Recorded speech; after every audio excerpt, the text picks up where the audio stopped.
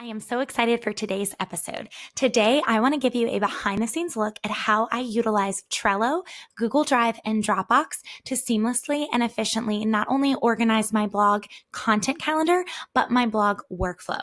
Now, a little bit of a backstory. I have a team of 6, including myself, and every single person plays a role in our blog and newsletter content, our newsletters that are corresponding with the blog post. Literally, all 6 of us play a role. So what you're about to see is a template breakdown and the workflow that we use as a team. Now, this is definitely something that you could do if you are a one-woman or one-man show.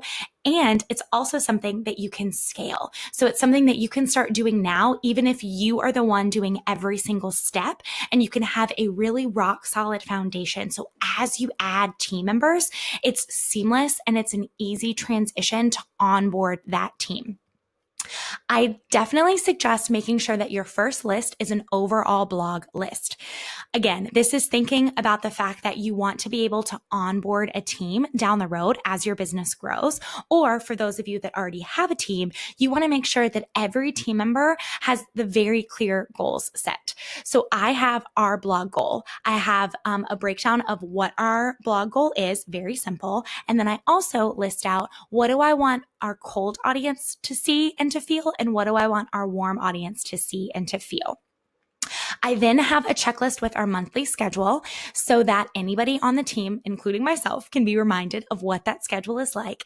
And I have a checklist with our content buckets. If you've never heard the term content buckets before, think of content buckets like the categories on your blog. What are you talking about? What are you setting yourself up as the expert in? What are the services or the products that you are promoting? Those are some of the things you want to think through when you're thinking about your content buckets. Content buckets are just like categories. So just remember that as we're walking through this video. For Creative at Heart, we have 3 content buckets, but 2 of our content buckets, business and marketing, are more in depth. So for example, for business content bucket, our business category on the blog, we want to address topics that fit a business owner who is 0 to 3 years in business and 3 to 5 years in business and 5+ years in business. So that one content bucket actually has 3 subsets to it. The same thing for our marketing. An example for another service-based provider's content buckets might be portfolio, might be its very own content bucket because you want whether you're blogging once a week maybe, and so you want one blog post a month if you're doing it once a week to be portfolio heavy so that you're selling your services and showing your expertise in that portfolio work. You might also have tips for brides or wedding planning tips or tips for fellow photographers. You can get even deeper into your content buckets depending on the services that you offer or the products that you're offering in your business. But I do like to have a checklist there, not only for myself, but also for the team. The next list I have here on this Trello board is my template list. Again, this is detailed because I do have a larger team working on all of our blog and corresponding newsletters. However, I do think that this is important to have even if you're a one-woman or a one-man show. It's helpful because you want to remind yourself what's been done and what hasn't been done, because we all know life gets busy and we can sometimes forget if we did a task or not. So I suggest having a detailed template and a detailed workflow, even if you don't have a large team underneath you. It, again, will also really help you as you're building your team. So our labels and templates here are corresponding colors depending on what they are. So both of our greens are scheduled because for me, like green means go. Our yellows mean that they're ready. So the blog content is ready in the drive or the newsletter content is ready in the drive. We also have one for when the graphics are ready. And then we also have 2 for Pinterest, one for just pinning it onto Pinterest, and then another one for when it's circulating in our Tailwind tribes. Again, remember I said there's 6 people working on our blog and corresponding newsletter content. When I say corresponding newsletter, I mean the newsletter that goes out to our list to share that the blog post is live. So I have a graphic designer, I have myself writing content. We also have someone who's doing proofreading and additional newsletter content for me. My husband is the one doing our scheduling. We have an Instagram coordinator, and then my assistant is working on Pinterest. So every single person has a workflow in here outlining what they're doing. We get detailed with our workflow because I want to know, what if Christy's not able to do something and I need to step in? I want to know the steps that she takes so that I can seamlessly step in for her. Same thing for Matt, or same thing for me. So I like to make sure that my team really does break down their workflow so that everybody feels very confident with the steps that we need to take. Now, remember, this is our template board. So what I did was I created this checklist here for every single person so that then we can copy the checklist over to each individual blog post here. See, it's right there. That's the checklist. There's 0 out of 26. Same thing. It's copied over on May 8th. It's copied over on May 15th, and so on for all of our blog posts. So we're never actually checking things off on the template one. We're just utilizing that as a template. Another quick tip on Trello, let me share. You can click on the colors and then you don't have to read what the labels are. So if you find that you want a more minimalistic view and you don't want to read them, you don't have to have that turned on. I personally like to be able to read them. And for the sake of this video, I'm going to make sure that we can read them. I also have labels for our categories. So this is going back to the content buckets. Remember how I said content buckets and categories. So I have our marketing category, our business category, and then our creative at heart category. And then within business and marketing, we have subsets that are 0 to 3, 3 to 5, and 5+ year. So example, this blog post, I know it's a business blog post and I want to speak directly to somebody who is 0 to 3 years in business. I want to use pain points and verbiage that is going to really hit home with them. Whereas this blog post, while it's also a business category, I'm speaking to somebody who's 5+ years in business. So I'm going to use the verbiage and just pain points that somebody who's 5+ years in business is struggling with. Again, this is just how I like to categorize and organize those content buckets and categories that we have. Your business is going to be different. And so therefore, the content buckets and the way that you organize them throughout every single month's content is going to be a little bit different. The last card under our template list is our quick links. So this is where I easy link for the team, the Creative at Heart blog, Google Drive folder, which houses all of our content for the blog, our Creative at Heart newsletter Google Drive folder, which houses all of the content for the newsletter, and then our Dropbox folder, which houses all of our imagery and graphics. That's how I have chosen to organize the content for the business. Drive handles all of the content in terms of the text, and Dropbox handles all of the imagery and the graphics.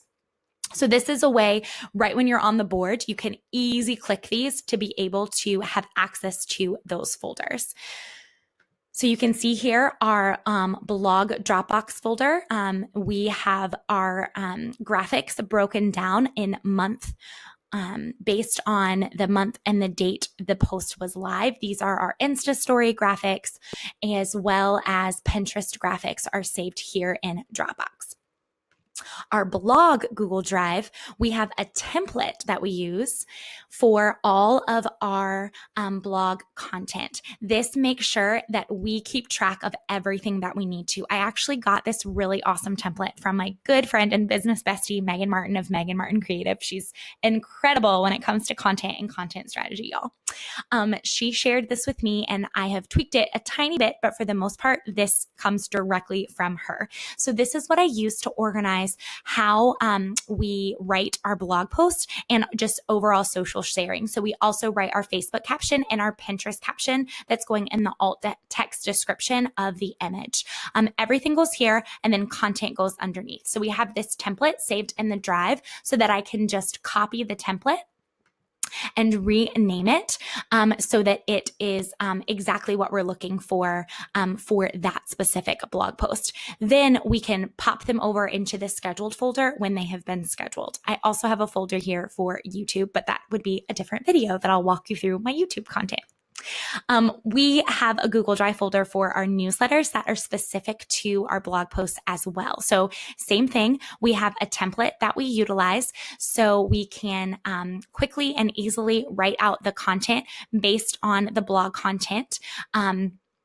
This is the newsletter that's going out to our list to promote the fact that there's a brand new blog post, and we want our list to take advantage of that and pop over and read the blog. So we get the newsletter as well right in here, and then as soon as it's scheduled in ConvertKit, we drag it over into the scheduled folder, so it's done.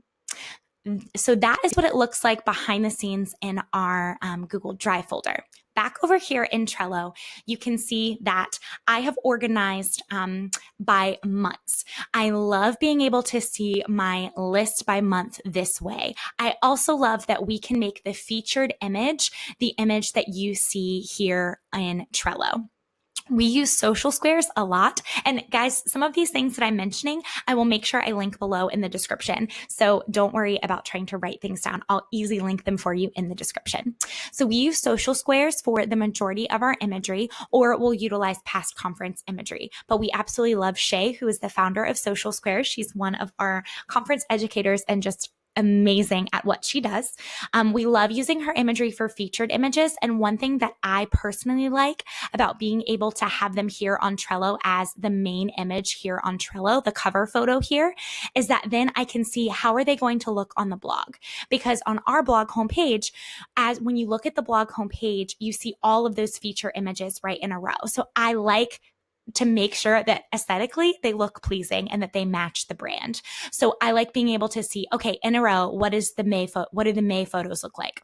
Okay, and then June will follow. What do those look like? And then July, and then August, et cetera, et cetera. So I love being able to make those the cover photos.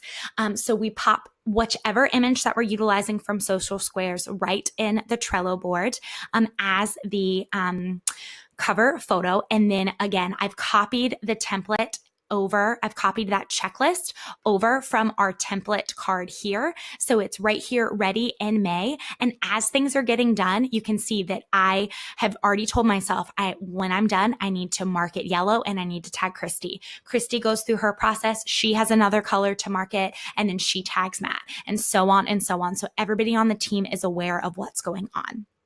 Again, if you are a one-man or a one-woman show, you can absolutely still do this. And honestly, it would probably help you to make sure that you're staying on track with everything. You're just cutting out some of the tagging, right? You don't need to tag other people. You're just going to walk through and check things off as you are getting them done.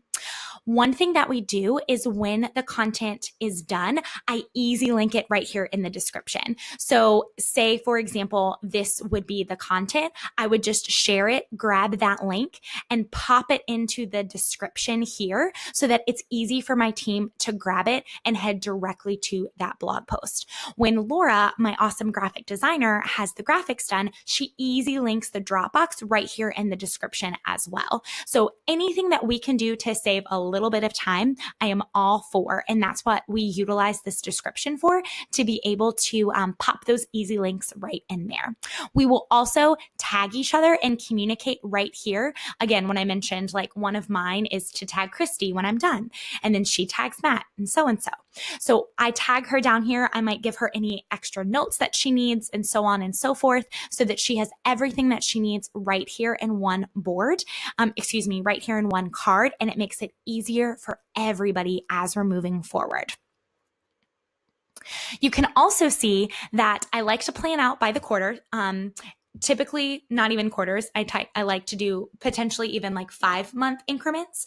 But here you can see a 4-month increment, and I also have an ideas list. This is really helpful because sometimes I just want to brain dump some ideas. So I have a checklist of some other things I was thinking about. I also have some very specific posts that I was thinking through, and I've gone ahead and even labeled them with what audience I would want to be speaking to when I'm writing those posts. So that's helpful if you're out on the go or you're at a conference or wherever you are and you think of some awesome blog content ideas. You can just pull up the Trello app on your phone and write them down right here on your ideas list, to be able to come back to them at a later date when you're mapping out your content calendar. Now, my done lists are a little bit detailed, but this is where my type A-ness comes into play. I have a done list to see how many posts we've written for those who are 0 to 3 years in business, those 3 to 5, those 5+, and then our creative at heart specific content. I personally like to be able to see this because our audience is so large, and we do have men and women who are at a wide variety of business stages. And so I like to make sure that the content that we're putting out there really is spreading the love all around to a wide variety of these business owners. Something that you could do in your business, say you have a client-facing brand, but then you also have business to business. So maybe you're a wedding planner and you offer wedding planning services. So you're speaking to brides, but you also offer wedding planning coaching for women looking to get into wedding planning. You could decide that you want to break down your done into done for brides and done for wedding planners so that you can quickly scroll and see, okay, yeah, I've written a good bit about 0 to 3. Oh, okay, I've written not quite as much about 3 to 5. You could do the same thing comparing how much you're speaking to brides and how much you're speaking to other wedding planners to really make sure you're evening out that content and spreading the love all around to your various ideal clients depending on the revenue streams that you have. All right, y'all. I hope this was helpful. I know that this is a lot. I know that Trello can sometimes feel a little bit overwhelming, but my goal with this video was to really break down exactly what I do so that you can duplicate it for yourself in your business and allow you to feel so much more confident when it comes to prepping your blog and corresponding newsletters for your audience. If you're looking for additional customized resources for your specific season of business, make sure you take the What's Your Creative Personality quiz. It's also going to be linked below, along with all of those other things I mentioned in this video. I would love for you to snag exclusive access to those resources, so make sure you take advantage of that free quiz. I will see y'all back next week for a brand new episode.